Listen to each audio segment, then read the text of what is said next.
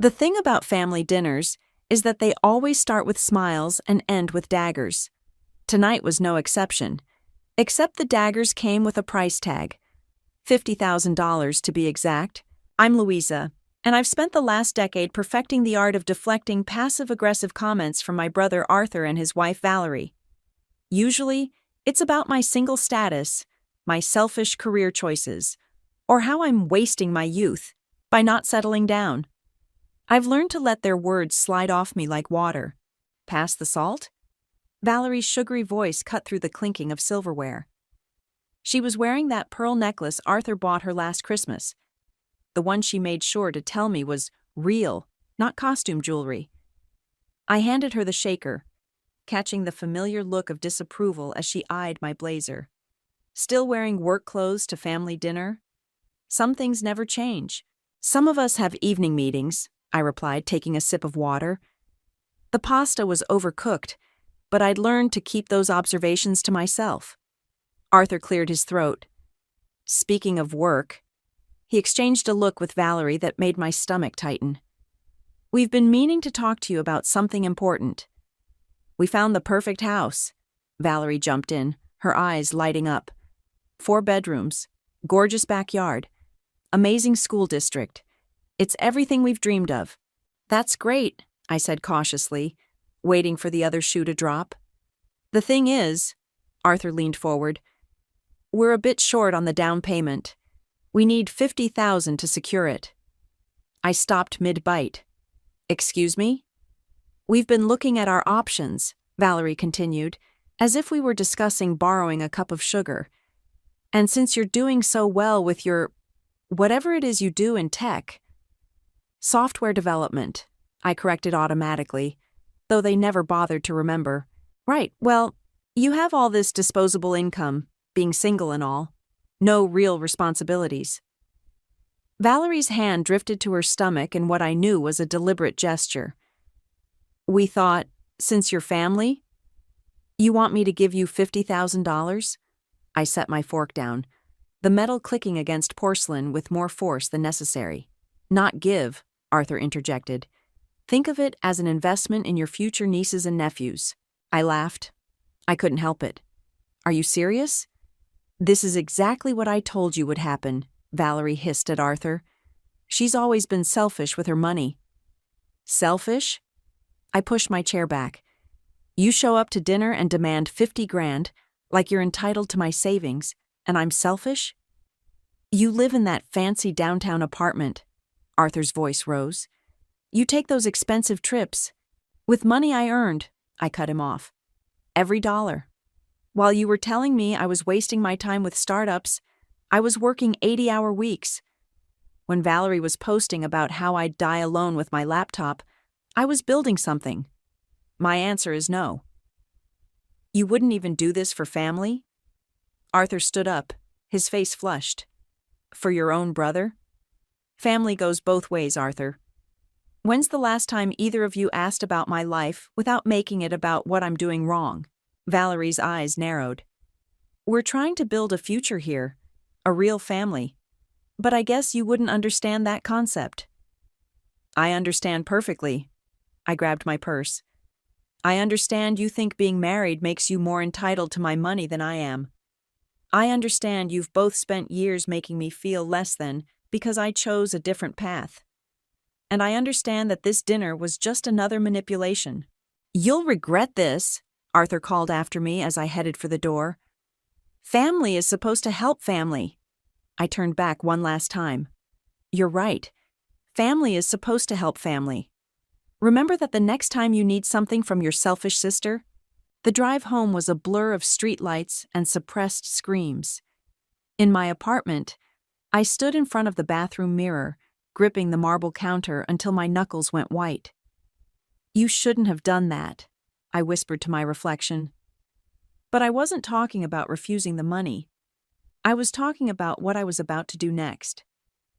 My phone buzzed, a message from Valerie. I hope you're happy choosing money over family. Some sister you turned out to be. I smiled at the screen, a cold, quiet smile that would have shocked them both. Because what they didn't know what they'd never bothered to ask, was that I wasn't just some software developer. I was the founder and CEO of Tech, and I was done playing small.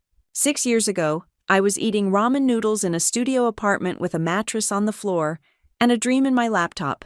Today, I'm sitting in my corner office, watching the city sparkle 40 floors below, while my HR director, Sylvia, places a familiar resume on my desk. Another senior dev application, she says. Strong background, great references, but there's something interesting about this one. I pick up the paper, and my coffee nearly slips from my hand. Arthur's name stares back at me in clean professional font. "You okay?" Sylvia asks, noticing my reaction. "Remember how I told you about my brother?" I hand the resume back. "Meet the applicant." Sylvia's eyes widen. Oh wow. Should I reject it? I lean back in my chair, memories flooding back. The night I launched Tech's first product, I'd called Arthur, excited to share my success. He'd cut me off mid-sentence to talk about his new promotion. When our platform hit 1 million users, Valerie had spent the entire family dinner talking about her friend's wedding. "No," I say slowly. "Process it normally. But I want to handle the final interview personally." My phone buzzes. Speak of the devil. A text from Arthur. "Great news. Got an interview at Tech. Heard they're the next big thing. Finally getting out of this dead-end job." "That's wonderful," I type back, my fingers trembling slightly. "Good luck." Lionel, my CTO and oldest friend, drops by later with our usual afternoon coffee.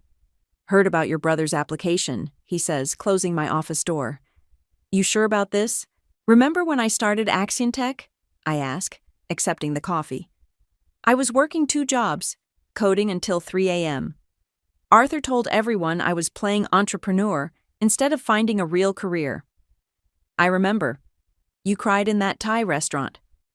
"I wasn't crying. I had spicy noodles." "Lou, you were definitely crying." I smiled despite myself. The point is, I built this company while they were mocking my choices. I kept my name out of the press, used LJ Green for all public appearances, because I wanted to succeed on my own terms. But now your brother's walking right into your web? Leonel raises an eyebrow. Sounds like karma to me. My computer pings. An email from Keith Olson, a venture capitalist who's been trying to buy into Tech for months. He's also an old college classmate who knows exactly who I am. "Speaking of webs," I mutter, opening the message. "Keith's threatening to accidentally reveal my identity at next week's tech conference. Want me to handle it?" I shake my head. "I've got this. Besides, I have a more interesting problem to solve." I pull up Arthur's interview schedule. "How do you feel about sitting in on a very special final round?" The next week passes in a blur of preparation. I choose my outfit carefully. A simple black dress that looks nothing like my usual CEO wardrobe. I arrange the conference room so my nameplate isn't visible until the right moment. Sylvia pokes her head in an hour before the interview. "He's here early," very confident. Kept mentioning his natural leadership qualities to the receptionist. "Sounds like Arthur," I say, adjusting my laptop. "How's Valerie?" "Waiting in the lobby. Says she's his good luck charm." Perfect. At exactly 2 p.m., Arthur walks in, all polished shoes and practiced smile. He doesn't recognize me at first, too busy scanning the room for the CEO he's expecting. "Please, have a seat," I say softly. He sits, still smiling. "Thank you. I'm very excited to—" His voice trails off as recognition dawns. "Louisa?" I reach over and turn my nameplate around. "That's CEO Green to you, actually." The color drains from his face. You're the founder and CEO of Tech?" "Yes. Surprised?" I keep my voice professional, calm. "I believe you called it my little computer project at Thanksgiving 2 years ago. This isn't, you can't what, Arthur? Run a successful tech company? Make my own fortune? Or maybe I lean forward slightly. You think I can't decide whether you're qualified to work for me? He swallows hard. Look, about the other night. Oh, we'll get to that, I say, opening his file. But first, let's discuss your experience with team leadership. I'm particularly interested in your views on family loyalty. The look on his face is worth every bowl of ramen I ever ate. The voicemail from my mother hits me during a board meeting. Louisa, honey, I know things are tense right now, but Valerie's been crying all week. They really need this house, sweetie. Sometimes we have to put family first. I exit the conference room, my heels clicking against marble as I dial my best friend Maureen. They got to Mom, I say when she picks up. Of course they did. Maureen's voice crackles through the speaker. Valerie's probably been over there every day, working her magic. What did your mom say? The usual guilt trip. Family first. As if I haven't been their personal ATM for years. Block them, Maureen says firmly. All of them. You don't need this toxicity. My phone buzzes with a text. Valerie again. Just thought you should know I'm pregnant. But I guess my baby's future means nothing to you. Oh my God, I breathe. Maureen, she's pregnant. And? That's supposed to make her entitled to your money? Before I can respond, my assistant rushes in. Ms. Green, Keith Olson is here. He doesn't have an appointment, but send him in. I straighten my jacket. Maureen, I'll call you back. Keith saunters into my office like he owns it. Louisa, or should I say, the mysterious L.J. Green? What do you want, Keith? Just checking if you've reconsidered my offer. $10 million for a 20% stake. He drops into the chair across from me. Before someone accidentally mentions your real identity at tomorrow's tech conference. I lean forward. That sounds suspiciously like blackmail, Keith. Insurance. I've got investors waiting. All I need is... My phone lights up with the family group chat. Arthur's message pops up. Mom's devastated. Hope you're happy. I silence the phone and turn back to Keith. Let me be clear. You can't pressure me into selling. And if you try to expose my identity, I smile coldly. I have emails. Very interesting emails about your creative accounting at your last 3 startups. Keith's smile falters. You're bluffing. Try me. After he leaves, I open my laptop and type a message to the family group chat. My money. My rules. Stop asking. Immediate chaos erupts. Mom. Louisa, please be reasonable. Arthur. Real mature, sis. Valerie. I knew you'd be like this. So selfish. I close the chat and pull up Instagram. There it is. Valerie's pregnancy announcement. A artfully posed photo of her holding her stomach. Caption reading, Some people choose material wealth. We choose family. Hasher blessed new life chart priorities. My office door opens and Leonel walks in. You okay?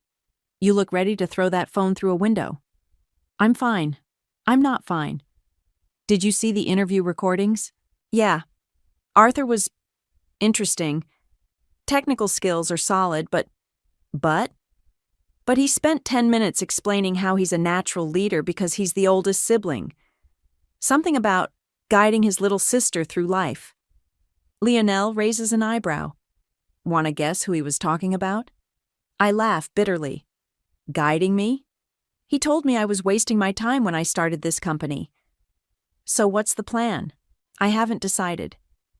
I stare out the window. Part of me wants to hire him just to make him report to me every day. That's petty. Leonel grins. I like it. My phone buzzes again. A private message from Arthur.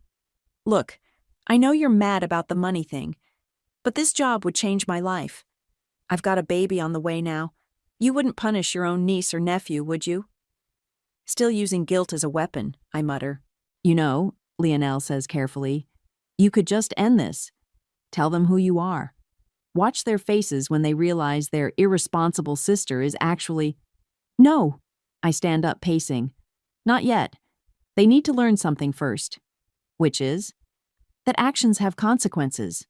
That you can't treat people like garbage for years and then expect handouts. I stop at the window.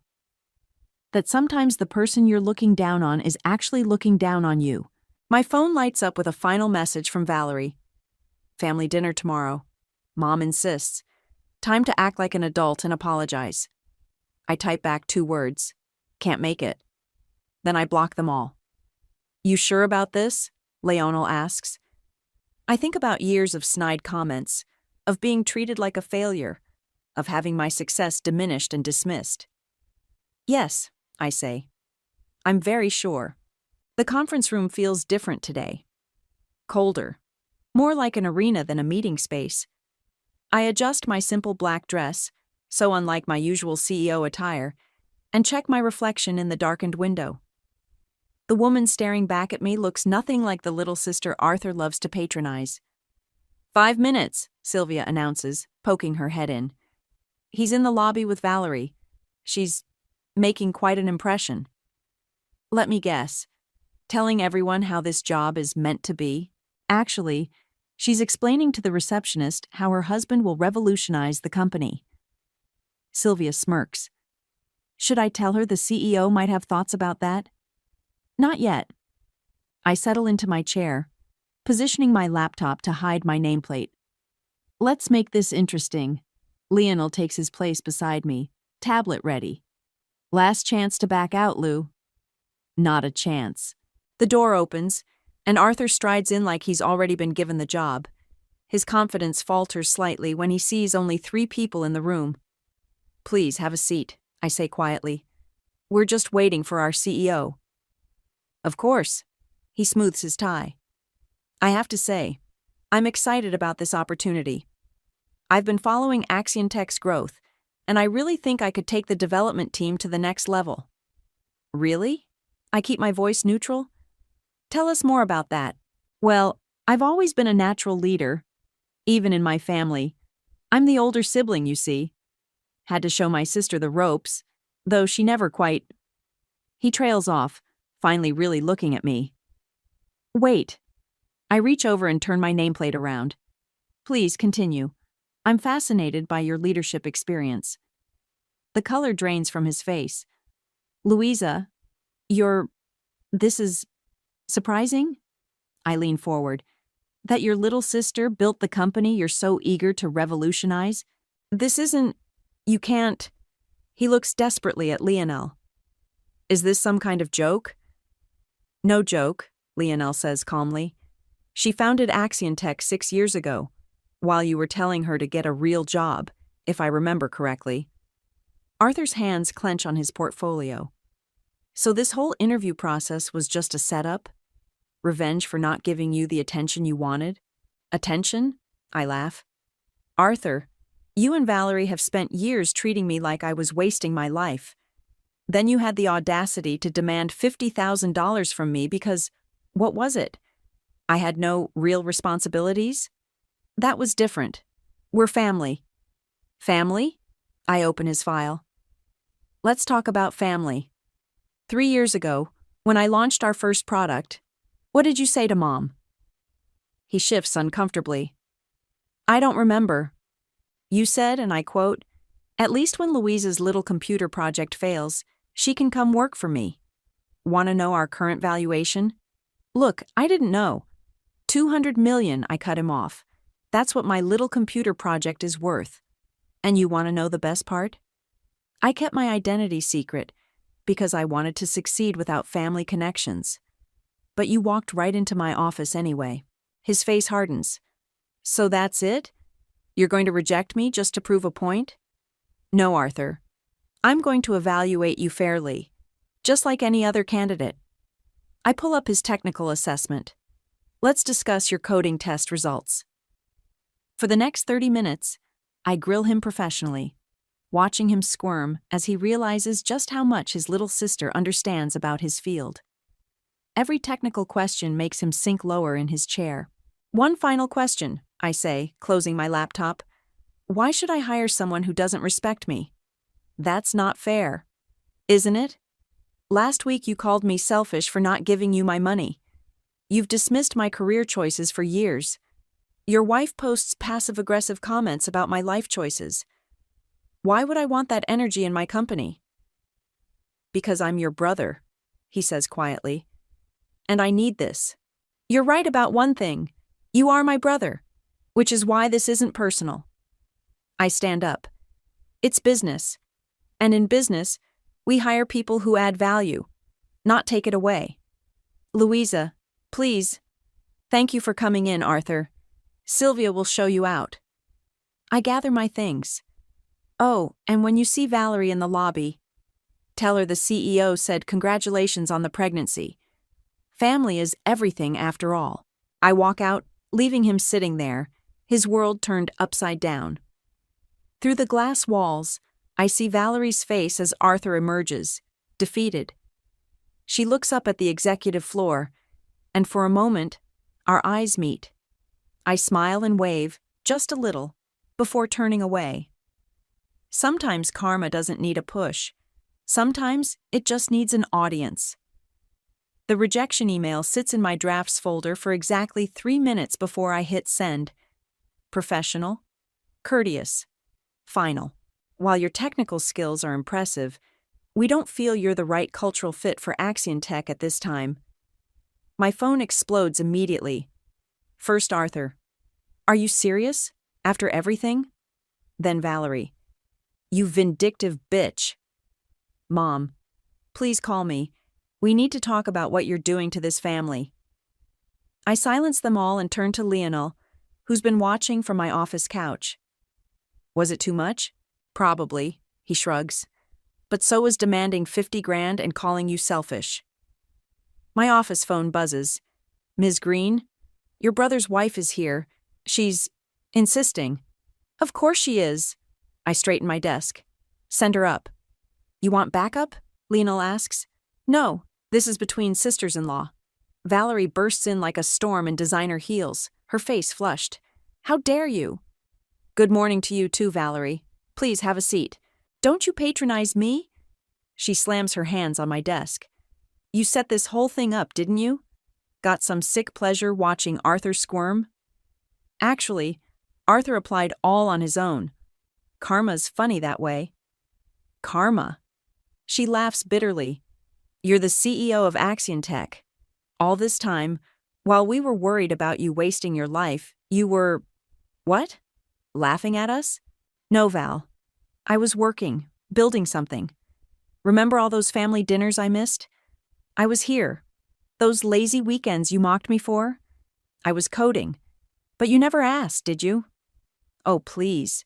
You could have told us. Why? So you could ask for more than 50,000? She flinches. That's not fair. We're having a baby. Which doesn't entitle you to my money. I stand up. Let me show you something. I lead her to the window, pointing to the building across the street. See that studio apartment on the 20th floor? I lived there when I started this company. No furniture except a mattress on the floor and a desk I built from old pallets. Want to know what you and Arthur were doing then?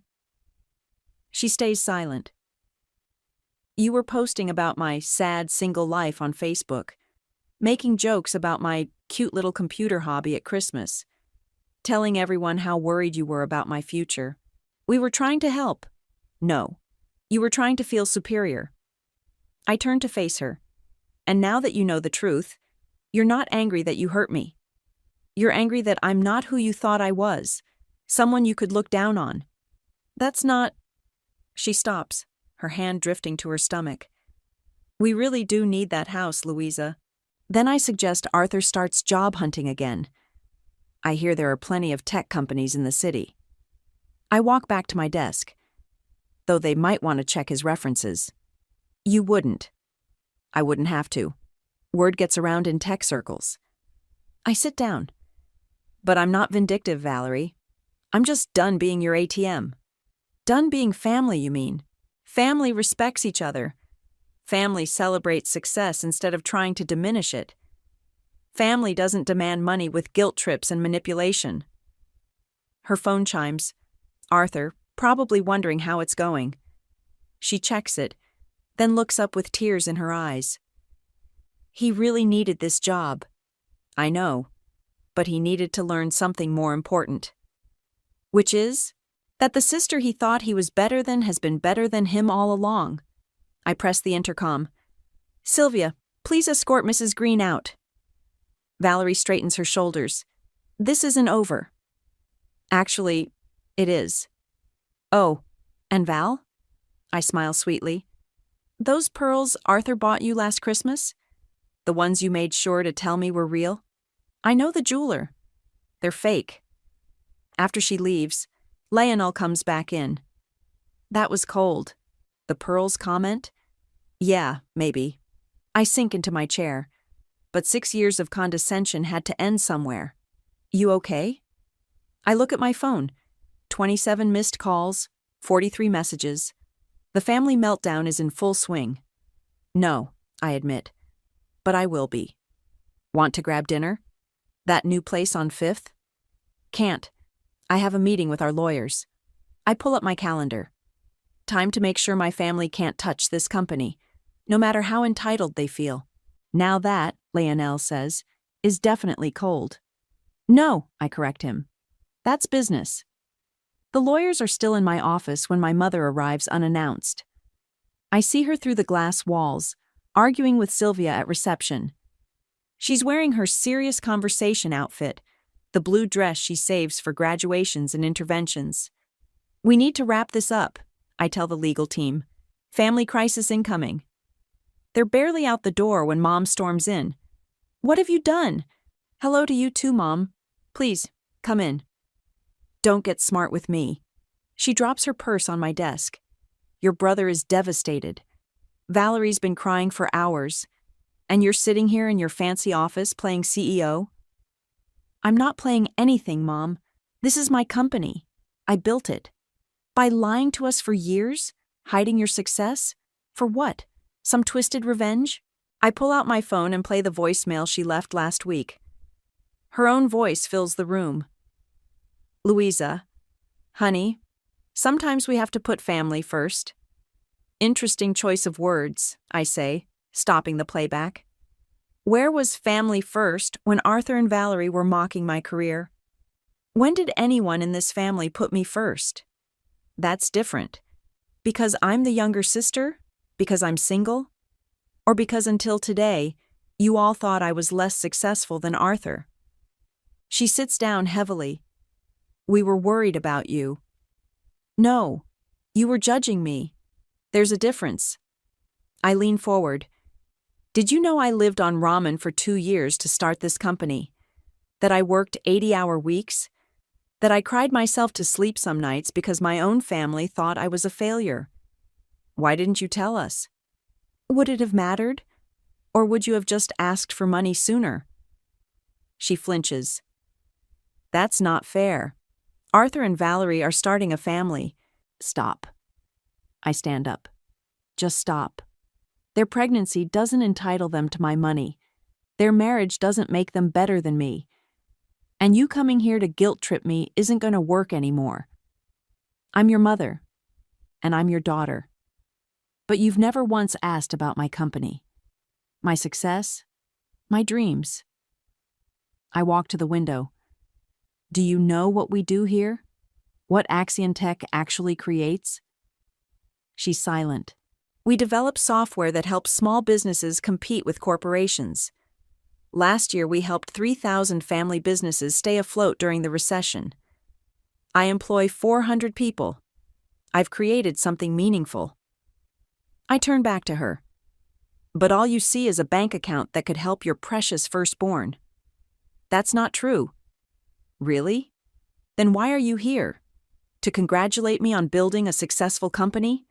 Or to convince me to give Arthur money? She looks away, and I have my answer. I thought so. I press the intercom. Sylvia, could you come in, please? Sylvia appears instantly. Yes, Ms. Green? Please show my mother out, and update the visitor policy. No family members without an appointment. Louisa! Mom stands up. You can't just... I can. And I am. I sit back down. Oh, and Mom? That trust fund you and Dad set up for Arthur's baby? The one you mentioned at dinner last month? Maybe use that for their house down payment. Her face goes pale. How did you? I'm a CEO, Mom. Information is my business. I open my laptop, dismissing her. Sylvia will show you out. After she leaves, I pull up my email. There's a message from Keith Olson. Heard about the family drama. Ready to sell yet? Everyone has a price. I type back 2 words. Not everyone. My phone buzzes with a text from Marin. Drinks? You look like you need them. God, yes. Meet you in 20. I grab my coat and head for the elevator. In the lobby, I pass the wall of press clippings. Articles about Axion Tech's rise, our innovations, our impact. Not one mentions my name, just LJ Green, founder and CEO. Another text comes through. Arthur. You've destroyed this family.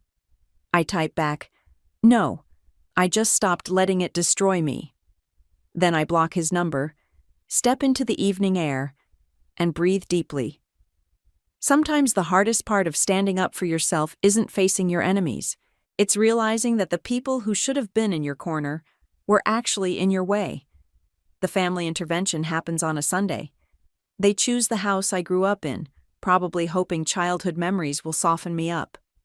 I park my car in the driveway, next to Arthur's beat-up sedan, and take a deep breath. You don't have to go in, Marin says from the passenger seat.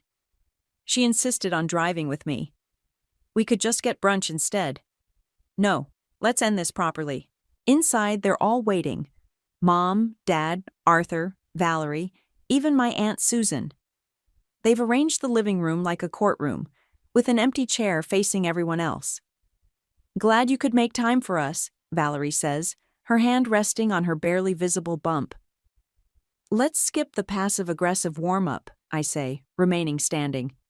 Why am I here? Dad clears his throat. Sit down, Louisa. We need to talk about what you're doing to this family. What I'm doing? I laugh. That's rich. You humiliated your brother, Mom cuts in, rejected him from a job he desperately needed, right when they're starting a family. He applied to my company. He wasn't qualified. End of story. It's not that simple, Arthur stands up. You deliberately set me up, made me look like a fool. You did that yourself, I snap. Or did you forget how you spent the interview bragging about being my superior? Children, please, Aunt Susan interjects. We're here because we love you both. No, you're here because I stopped being the family ATM. I turn to face them all. Let's be honest. None of you cared about my career until you found out I was successful. None of you supported my dreams until they came with dollar signs. That's not true, Mom protests. We were worried. About what? That I'd be happy? Successful? Independent? I pull out my phone. Let's review, shall we? Valerie's Facebook post from last Christmas. So sad seeing single-career women during the holidays. Some people just don't understand real fulfillment. Valerie shifts uncomfortably. Arthur's text from 3 months ago. Maybe if you focused less on work and more on finding a husband, Mom would stop worrying. I look at him. How's that working out for you now? You're twisting everything, he says. We're family. Family! My voice rises. Family celebrates success. Family lifts each other up. Family doesn't treat you like a failure and then demand handouts when you prove them wrong. You've changed, Mom whispers. Success has made you cold. No, Mom. Success has made me strong. There's a difference. I straighten my shoulders. I'm done being the family disappointment. Done being the cautionary tale at dinner parties. Done feeling guilty for choosing my own path. So that's it? Arthur stands. You're choosing money over family? No, I'm choosing myself. For the first time in my life, I'm choosing myself. I pull an envelope from my bag. This is a cease and desist letter from my lawyers. No more showing up at my office. No more harassing my employees. No more trying to guilt me into financing your lives. You're serving us with legal papers? Dad looks shocked. Your own family? I'm protecting what I built, what you all mocked until you wanted a piece of it. I head for the door. Consider this my resignation from the role of family scapegoat. Louisa, wait, Valerie calls out. Think about the baby. The baby will be fine. You have that trust fund Mom and Dad set up. I turn back one last time. Oh, and Valerie? Congratulations on the twins. Maybe keep better track of your ultrasound photos before posting them on private Instagram. Their shocked faces follow me out. In the car, Maren squeezes my hand. You okay? No, I admit, starting the engine. But I will be. My phone buzzes one last time. A text from Arthur. I underestimated you. I won't forget that. Neither will I whisper, pulling away from my childhood home. That night I sit in my office, looking out over the city lights. Lionel brings me a coffee and sits quietly beside me. You know what the worst part is? I say finally. I actually wanted them to be proud of me. Not because of the money or success, but because I built something meaningful. They might be one day, he offers, when the shock wears off. Maybe. I sip my coffee, but I'm not waiting around for their approval anymore. My phone lights up with a notification, a news alert about AxionTech's latest innovation. The headline reads, LJ Green's vision reshapes tech industry. I smile. Sometimes the family you choose sees you more clearly than the family you're born into, and sometimes that's enough. The Forbes photographer adjusts his camera while I sit at my desk, the city skyline behind me. Just one more shot, Ms. Green. It's my first public interview as myself, not as LJ Green. The magazine cover will read, The Woman Behind AxionTech, Silicon Valley's Best-Kept Secret. Perfect, he says, lowering the camera. The writer is ready for you now. The interviewer, Sarah, settles into the chair across from me. So why now? Why reveal your identity after all these years? I think about the text I received this morning, a photo of my newborn nieces, sent by my mother. No message, just the image. Some wounds heal slowly. Because hiding who I am meant hiding what I built, I answer, and I'm done diminishing myself to make others comfortable. Your company just hit $1 billion valuation, Sarah notes. Any truth to the rumors about Keith Olson's hostile takeover attempt? Keith learned an expensive lesson about underestimating women in tech. I smile. His investors weren't happy when our legal team exposed his methods. My phone buzzes. Maren sending me a link. It's Valerie's latest mommy blog post. Living with Toxic Family Members, A Journey of Healing. I almost laugh. The comments are brutal. Sounds like you were the toxic one. And demanding money from successful relatives isn't family values. Ms. Green, Sarah brings me back. About your background. There are rumors about family tension. I built AxionTech while people told me I was wasting my time. I say carefully. That taught me something valuable. Success doesn't need anyone's permission. The interview wraps up, and Lionel appears with coffee. Sylvia's planning the Forbes launch party. Also, you might want to see this. He hands me his tablet. It's Arthur's LinkedIn profile. He's taken a job at a small startup across the country. His status reads, Sometimes the hardest lessons come from those we underestimated. Good for him, I murmur. Really? Yes. He's finally standing on his own feet, instead of trying to stand on mine. My office door opens and Sylvia rushes in. Sorry to interrupt, but there's a situation downstairs. Your father's here. I straighten my jacket. Send him up. Dad looks older than he did at the intervention, more uncertain. He holds a familiar paper bag from the bakery we used to visit every Sunday. Blueberry muffins, he says awkwardly. Your favorite. Why are you here, Dad? He sets the bag down. I saw the pre-release of your Forbes interview. It made me realize I never actually saw what you built. I gesture to the chair. He sits, looking around my office with new eyes. Remember when you taught me to ride a bike? I ask. You said, I'm not holding on, you're doing it yourself. But you were holding on. You fell when I let go. But I got back up. Every time. I leaned forward. That's what you taught me. To get back up. So why did you stop believing in me? I never... He stops, reconsidering. Maybe I was wrong. About a lot of things. Maybe? Definitely. He pulls something from his pocket. An old photo of me at my first science fair. You were always different. Special. I forgot that somewhere along the way. Different isn't wrong, Dad. I know that now. He stands up. Your mother. She wants to meet. To talk. But only if you're willing. I think about the photo of my nieces. About fresh starts and second chances. Tell her to call my office. We'll have lunch. I pause. Just us. After he leaves, I open the bag. The muffins smell exactly like childhood sundaes. Lionel appears in the doorway. Everything okay? Getting there. I offer him a muffin.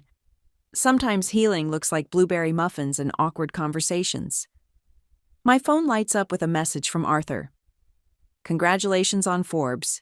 You earned it. All of it. I type back, so did you. Good luck with the new job. Sylvia pokes her head in. Ready for the board meeting? I stand up, smoothing my dress. On my desk, the Forbes proof shows my photo. Not hiding, not apologizing, just succeeding. You know what? I grab my laptop. I'm more than ready. Because sometimes the best revenge isn't cutting people off or proving them wrong. Sometimes it's growing so far beyond their limitations that they're forced to grow too. And sometimes, just sometimes, that growth leads back to something like family. But this time, on your terms.